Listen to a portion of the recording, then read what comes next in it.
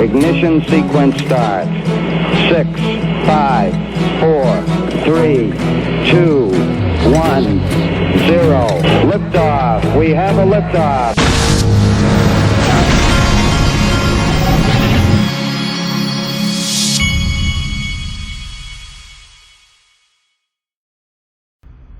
Hey everybody, this is the Digital Asset Investor, and I think Brad Combs finally came up for some air after the XRP Las Vegas conference. So I wanted to show you just a few more photos that he was able to add to the equation. This is him and his wife on stage. This is at the end of it. This is John Deaton and Eleanor Terrett. Now this is the, I think that's a historic photo, but I want to show you down here. He had a couple of clips I had not seen. That's Joe Indoso from Link2, the COO. And then, of course, these guys, you know who that, Rob Cunningham, and then that's Jimmy Valley and Joe Indoso. And then here you had somebody already put it online. They put Donald Dean, so that's him right there. But this is there's another interesting one that I'll show you. This is the official rock star. You know him by now. This is the next one I wanted to show you right here. So that was that picture, but then look right here.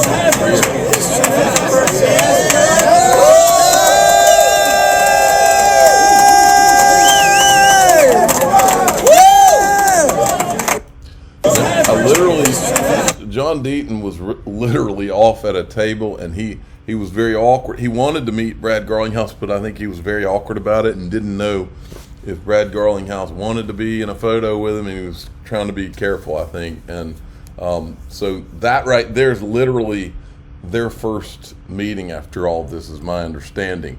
So pretty cool, pretty darn cool moment. Now, this is Max Kaiser back in 2018 talking about the petrodollar and what the USA will have to do about the petrodollar. Max, good evening. Thanks for coming on. We were hearing there that China looks set then to challenge the petrodollar. Why does Beijing feel the need to do this?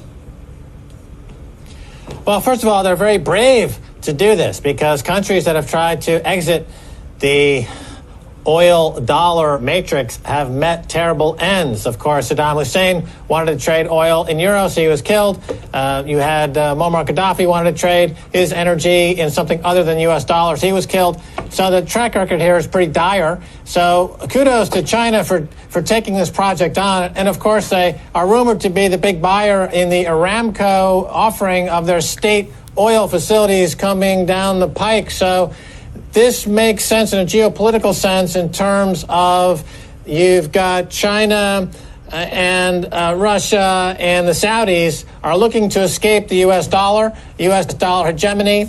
They're looking to de-dollarize. That's a concept we see all over the world right now as countries want to escape from the U.S. military-industrial complex. These countries around the world are tired of funding America's military adventurism by being a party to the empire of debt, as it's known around the world, the U.S. dollar, and they want to split off. They want their autonomy.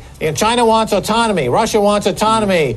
Iran wants autonomy. Let me ask you all a question. I mean, I don't get into politics on this channel, and I'm not going to start now. But I am going to say, but at the same time, it's not in my personality to avoid the obvious in-your-face truth. Let me ask you a question. I just want to pose this question to everybody out there, because I don't have dummies listening to me. These are people with some common sense and brains out there. Does anybody listening to my voice really believe that World War III is now on the line, and that our president, who's obviously got mental issue, or not mental, that's the wrong word. The guy's senile, okay? This guy can't even, he barely knows where he is half the time. Does anybody listening to my voice truly, honestly believe that Russia, China, the United States is going to leave their fate and the potential of World War III in the hands of some senile old man who probably has Alzheimer's or close to it. Does anybody really believe that?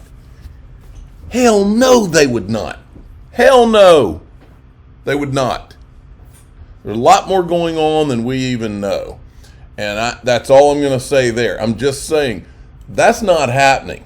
No way, no how. They're not going to let World War III happen because a guy that potentially doesn't even know his name at times doesn't want to go bargain with the Chinese and the Russians. It's not going to happen.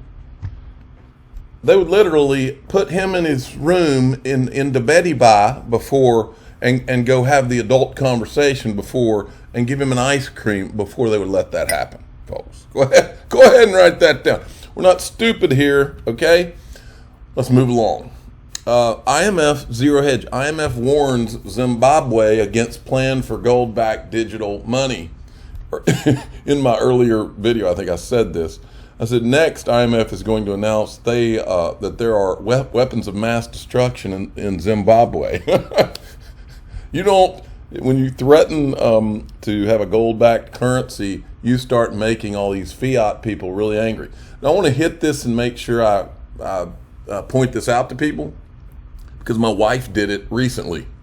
She got a bank account. It's a bank account that was like a money market bank account, and something I didn't know. A regular bank account pays you basically nothing on your money, but she was able to get an account with one of the, I'd say it's one of the top 5 or 7 top tier banks in the U.S. And she was able to get a money market that paid, I can't remember what she said, 3.5% to 4.5%, somewhere in that range, and is FDIC insured up to $250K, just like a regular bank account. So I'm going to go and ask my bank about the same thing, and you should too. And don't keep more than that $250K in there, okay? Right here, BondCrypt, Texas committee passes bill to create 100% reserve gold and silver-backed transactional currencies. There you go. Now, we touched this in the last video, but I want to show you something more that wasn't mentioned. This was Goldman, Microsoft, CBOE, and others team up to launch blockchain network. Look at this. Other firms participating include Digital Asset. Now, if you remember, Digital Asset, we were talking about this back in 2018-19. Blythe Masters was the JP Morgan person that created credit default swaps. She was the creator of what became the financial crisis. Then at the end of it, she swept up the mess, and then she goes off to get into blockchain and create Digital Asset was the name of the company. So the firms participating in this, it's going to be called the Canton Network, participating Digital Asset, ASX, BNP Paribas, Broadridge, Deutsche Börse Group, Cumberland, Moody's, Paxos, and SBI Digital Asset Holdings. The network will bind together blockchain apps that were created using DAML, a smart contract language created by Digital Asset. Okay, this was the startup formerly led by ex-JP Morgan senior executive Blythe Masters. Focus right here, folks. This is one of the partners. SBI Digital Asset Holdings. What is SBI Digital Asset Holdings? Well, look at the team. Yoshitaka Kitao, what do you know? One of the former board members of I think it's former board member of Ripple. Cindy Young from Ripple talks a little bit about SBI here. I mean, today we have a partnership with like Bank of America. I know JP Morgan works closely with Consensus. And I think for me, like, one of the very interesting cases or examples, like in our experience at Ripple, is SBI in Japan, which is one of the like massive, largest big FIs in that market. And we formed a joint venture with them in 2016, right? Like, this is a very traditional sort of, financial institution. They had, a big umbrella of solutions, consumer-facing apps, various business units, etc. And we joined this joint venture is essentially to offer our sort of cross-border payments or exclusive in that market. And what happened is, like, we didn't actually start with a crypto-based solution. It was actually sending money fiat to fiat, across the network, but in a more efficient way.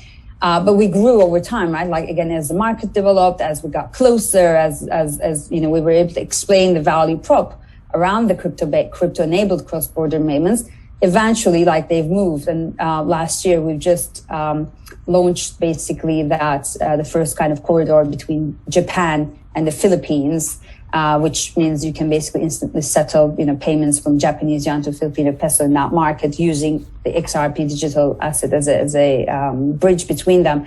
Again, in 2016, that wasn't obvious. That was. Okay, how about them apples? Then there's this new.